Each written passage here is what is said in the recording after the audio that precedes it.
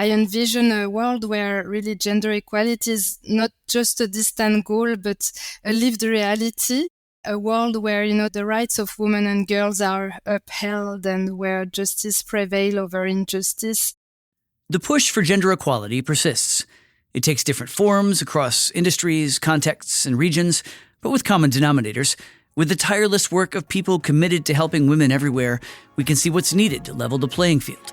Today, we'll meet two women who are fighting the good fight for gender equality across the globe. In today's fast-paced and complex business landscape, project professionals lead the way, delivering value while tackling critical challenges and embracing innovative ways of working. On Projectified, we bring you insights from the project management community to help you thrive in this evolving world of work through real-world stories and strategies, inspiring you to advance your career and make a positive impact. This is Projectified. I'm Steve Hendershot. The theme for International Women's Day in 2025 is Accelerate Action.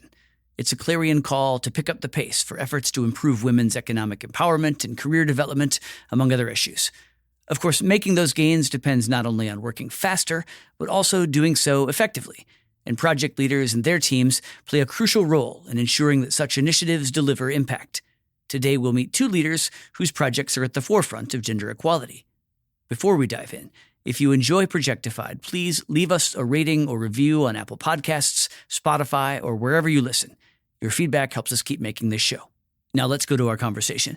We spoke with Cecile Pilot, Senior Project and Capacity Building Officer at Defense for Children International, a global non-governmental organization focused on children's rights. Cecile is in Geneva. Our second guest is Marwa Hammad, Head of Global Gender Strategy in the Youth Education and Entrepreneurship program at Schneider Electric Foundation. The program empowers youth through technical and vocational education and training in energy management. Marwa is in Cairo.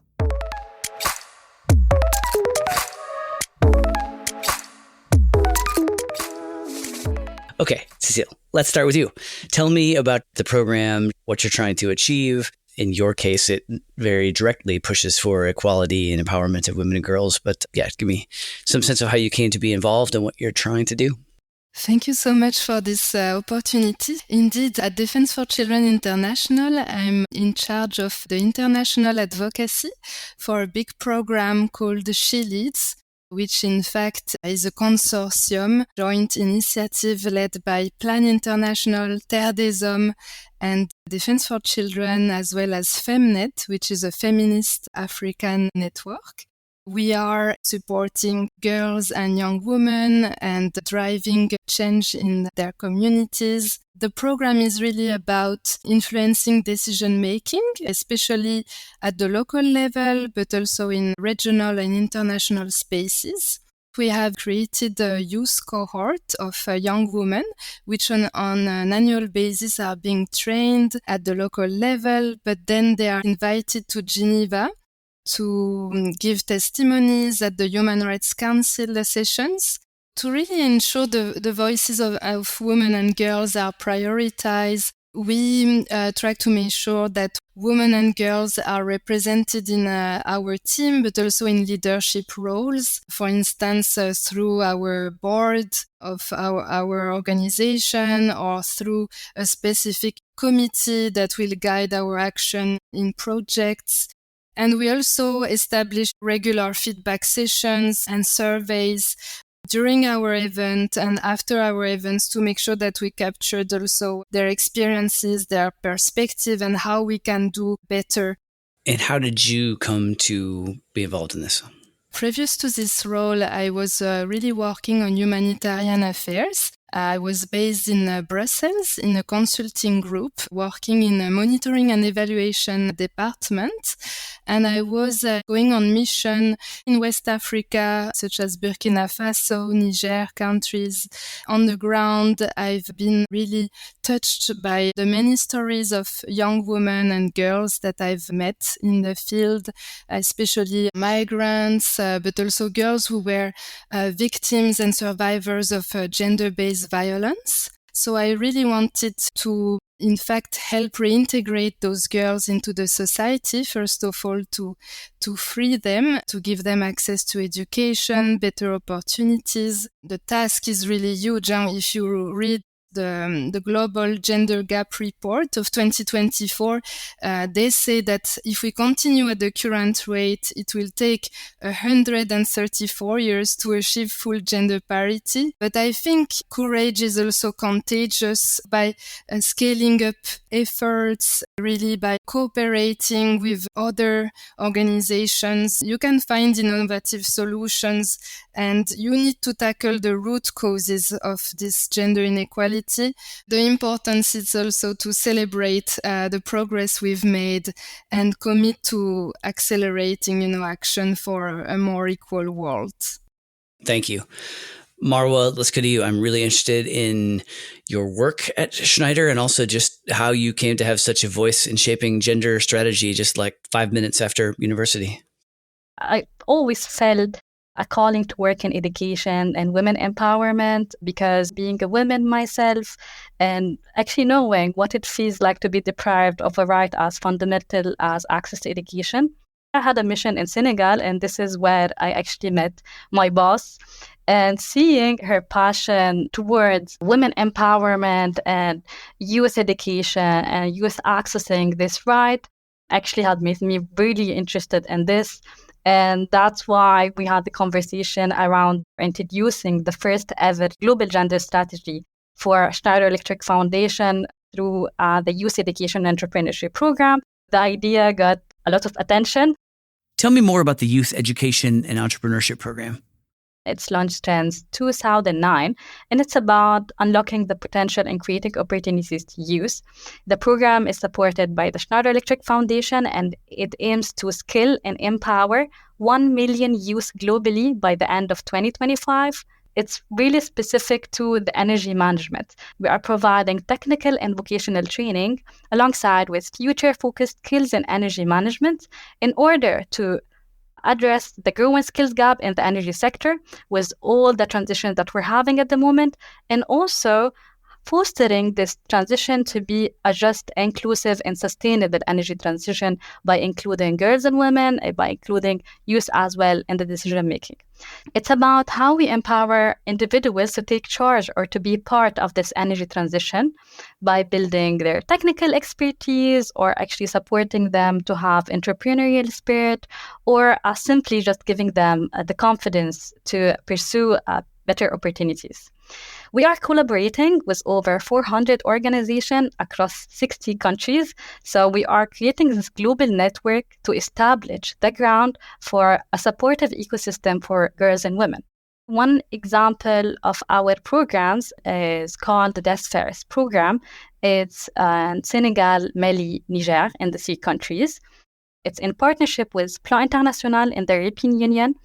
And those actors actually work together and trying to solve the problem from its roots. For this project, we had 3 levels of intervention. We have the training, we have the electrification of the region, and finally the empowerment. We established 6 technical centers in these rural areas in order to deliver technical skills on solar energy to 7,000 women. It doesn't stop there. We have 6 microgrids there to provide this electrification needed for the region. And then finally, with the support of the partners, we supported these women through microcredit loans and business management and financial literacy training to enable women to create their own small and medium enterprises. Let me ask a follow-up right there. That many countries, cultural contexts, individual partners. Does everybody get a bespoke solution like you just described, or do you have a plan that you attempt to template and push out everywhere? We need to immerse ourselves in the local reality. So we need to have visits with our leaders on ground and trying our best to know more about what communities need and to co-create solutions with them.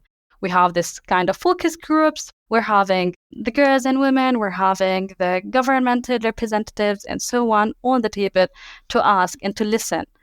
What do you need? So this is actually central to the decision making and how we can tailor very specific solutions for girls and women. All right, so now let's get into what are the barriers, not just where you're trying to go, but what are the hurdles you're trying to overcome, the project management challenges. How does your project leadership specifically help your organizations achieve what they're trying to do?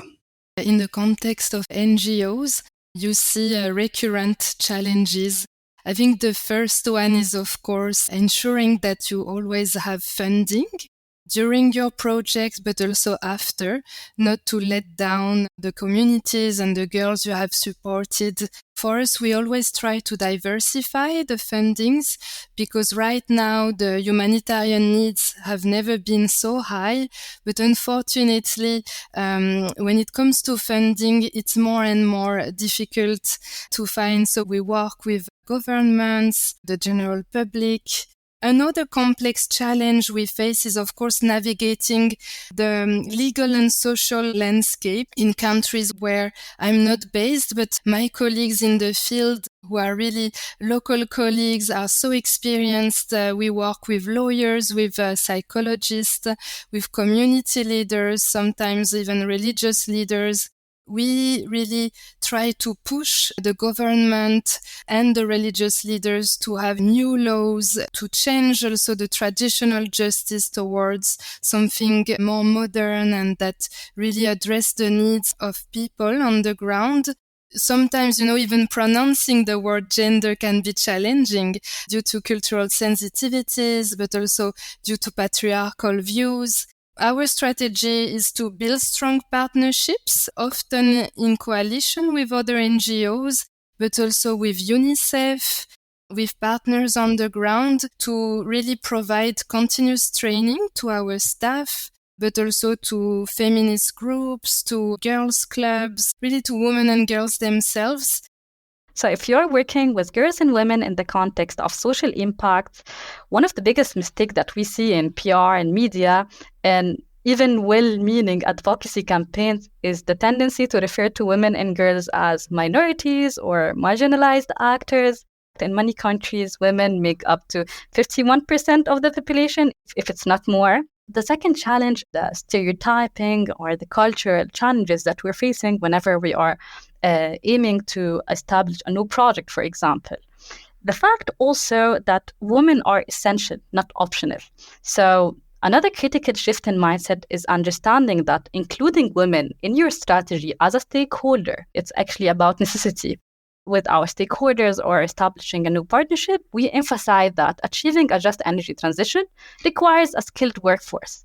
And statistically speaking, the situation is dire if you don't include women. So to meet the demand for skilled workers, women are an absolute necessity, not a secondary consideration, not only a social impact work that you are establishing, but you actually need it. So if you are serious about sustainability, if you are serious about having a just transition, you cannot afford to leave half of your population out of this equation.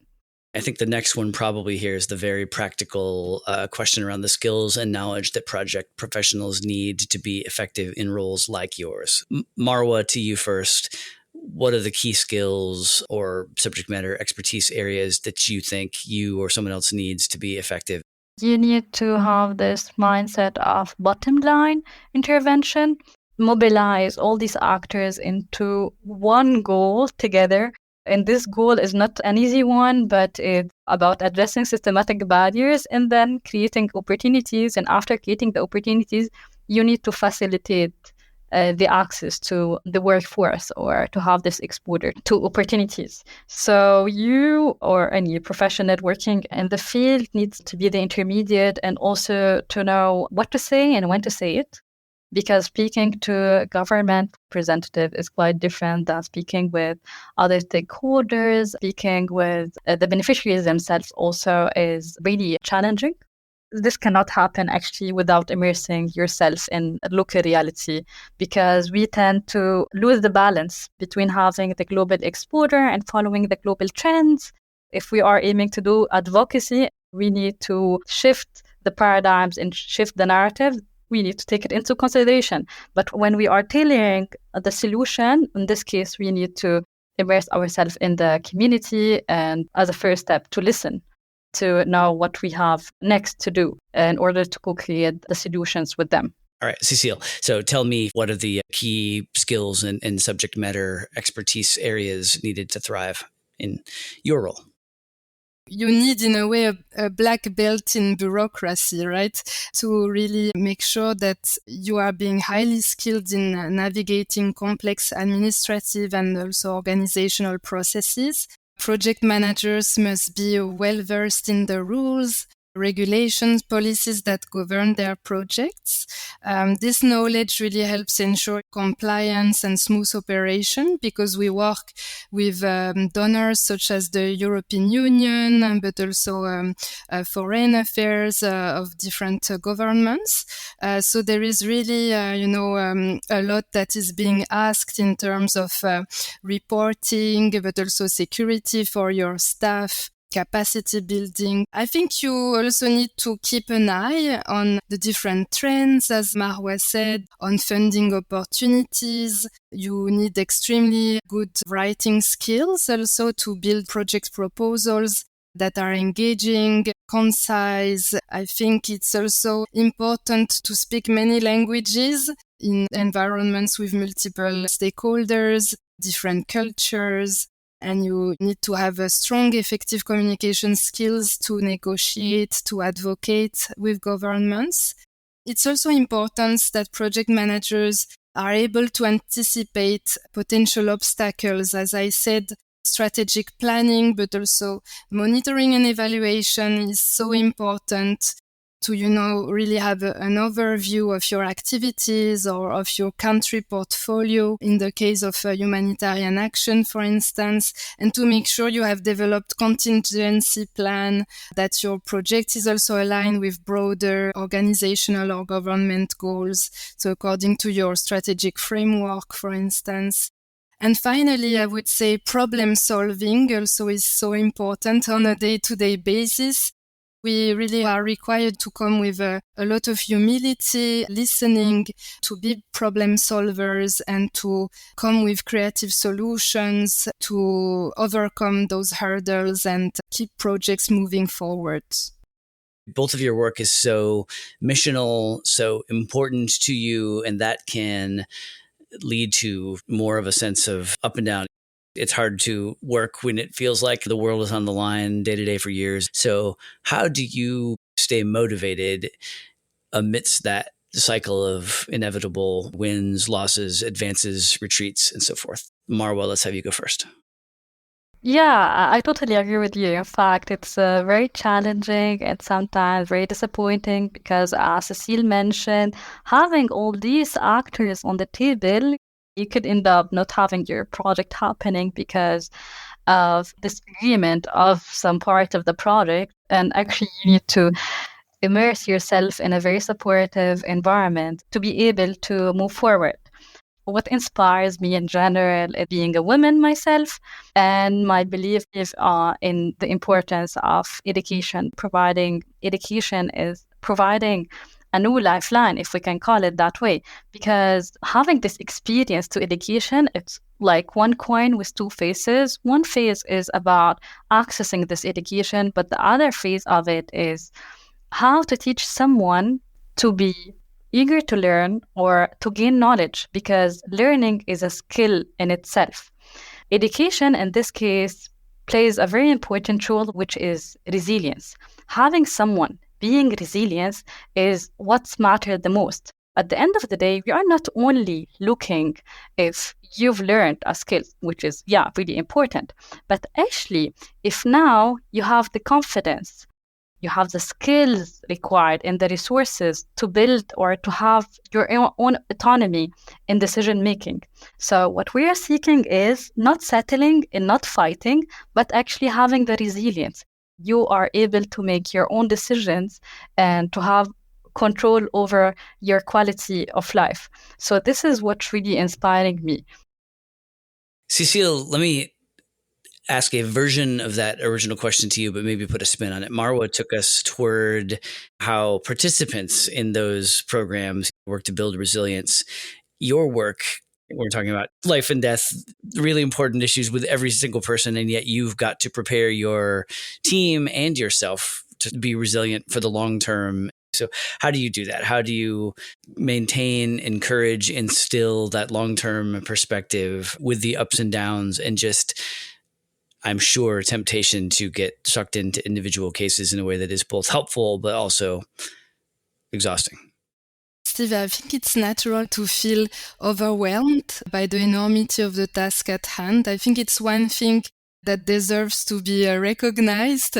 But I think as an activist and as a human rights defender, I would say it's also important to recognize that even small changes can have a profound impact. So in my case, I know that if I can change the life of just one girl to create a ripple effect, inspiring others, will contribute to a larger movement. This perspective helps to keep the focus on the positive outcome, no matter how incremental they may seem. So in fact, I'm always trying to see the positive impact. I also try to remember really where I come from and where I learned all this, because I studied both project management, but also then I continued on a human rights law degree. And I always remember that a professor in Strasbourg was telling us the day that your NGO will receive death threats, it will be maybe a sign that you are on the right track. It's this dark reality, but in fact, it shows that you are touching this point where in fact the government or armed groups will maybe change their path. This is the goal of advocacy also, and to do that, I think we really rely on good data. So we collect data about all those cases. It helps us build a good narrative and sharing success stories. In fact, by regularly sharing these stories with our team, I think it can foster also a sense of community and shared purpose. And it really helps everyone to stay connected to the mission and see the collective impact of our work. Speaking of data, measuring success or your positive impact is another important aspect of your work. Marwa, what are you measuring when it comes to your program? Actually, it's one of the most debated topics when it comes to social impact. In product management, we are all a little obsessed with quantifiable metrics. So it's all about number, the measurable goals, the dashboards, and so on. And while that's critical, and we are having it ourselves in Schneider with our 1 million goal, which we are almost there, we are over 800,000 youth who benefited from the program, but actually we risk losing sight of real human impact. So we cannot just track numbers. And even if we have this clear metrics, for example, that in our program, in order to be counted, you need to receive a minimum of 120 hours. Social impact isn't just about these numbers, but about the stories behind those numbers, and actually having this glimpse of hope, or hearing one testimony or one story, or measuring the before and after joining the program. It's what really matters and what really keep us going and moving forward. So it's not about having a quota. It's about what changes in their life after the training, measuring their baseline when they started and the resilience they have built by the end. Did they gain confidence? Did they learn how to problem solve, as I mentioned? Are they now able to make decisions that transform their life and eventually their communities? When we are saying that, we are equipping women and girls with skills. It's just way more than just technical training and energy management. As we wrap up our conversation, Marwa, what advice do you have for other women or project professionals as we strive to accelerate action for greater gender parity? Embracing our identity as women can influence our career trajectory. We often might underestimate our capabilities. And actually, we are neglecting the fact that all the challenges that we overcame equip us with a unique set of strengths and skills that actually make us more resilient and help us and empower us to contribute meaningfully to the discussion and the decision-making, building a successful project. We need to advocate for our own values, and we need to voice out our achievements and advocate for our space in the tech field and in the energy field and all the other male-dominated fields. We need to leverage our insights. It's really crucial for us to share this loudly because we are able to craft the adaptable solutions and the relevant solution for these issues. As a woman coming from the MENA region, I'm bringing invaluable perspective that is shaped by my unique background and experience. At 25 years old, in my lifetime, I've already witnessed 2 wars and a revolution and many more. Embrace your identity and speak about it loudly, because it's shaping the way that you are tackling the challenges. Also, speaking about education in this context and sharing insights on project management, specifically in social impact, we need to always have an eye on what matters. With the loss and instability impacting young women, we need to step up and actually speak on their behalf and to take action in order to support them, because we cannot speak about International Day of Women without speaking on the current geopolitical context. Thanks so much, Marwa. Cecile, I want to end our conversation with this. What is the future state that keeps you going? What do you hope is your legacy and your program's legacy for women and girls in the future? Gender equality is a fundamental human right. The hope that fuels my pursuit of change is really the bravery of the girls and young women that inspire me on a daily basis to continue the fight for justice and equality. But also, I feel inspired by the partners such as Human Rights Watch, Amnesty International, UNICEF. I really want to continue working with them. So really what inspires me to lead these projects, and I'm sure in the future, is this unwavering resilience and strength of the girls we support, their courage in the face of unimaginable adversity is really a testament to this indomitable human spirit. So these young girls who have endured so much, they really stand as the beacons of hope and symbols of the fight for justice and freedom. I really hope if one day I have a little girl, that the future we live in give her the possibility to keep pursuing her dreams without fear, and where her contribution in the community are also celebrated and valued. That is inspiring. Thanks for a great conversation. Thank you so much, Steve. Thank you so much.